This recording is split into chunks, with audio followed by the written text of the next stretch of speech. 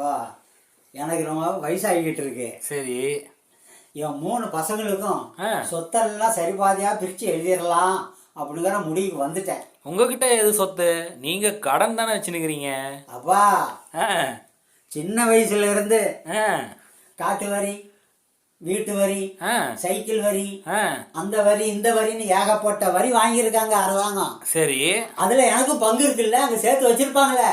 ஓஹோ, அப்படி அப்படி வரீங்க. அது மாத்திரம் இல்ல, அஞ்சல் துறை அத ஒரு பையனுக்கு எழுதிடுறேன். ஓஹோ. ரயில்வே துறை அதை இன்னொரு பையனுக்கு எழுதிடுறேன். ஓ. வருமான வரித்துறை அதை இன்னொரு பையனுக்கு எழுதி வச்சிடுறேன். இதெல்லாம் கவர்மெண்ட், அது நீங்க எப்படி எழுத முடியும்? அப்பா பொது சொத்து உங்கள் சொத்து. ஓஹோ. அப்படின்னு அரசாங்கத்துல எல்லா ஏரியாவும் எழுதி வச்சிருக்காங்கல்ல. ஓஹோ.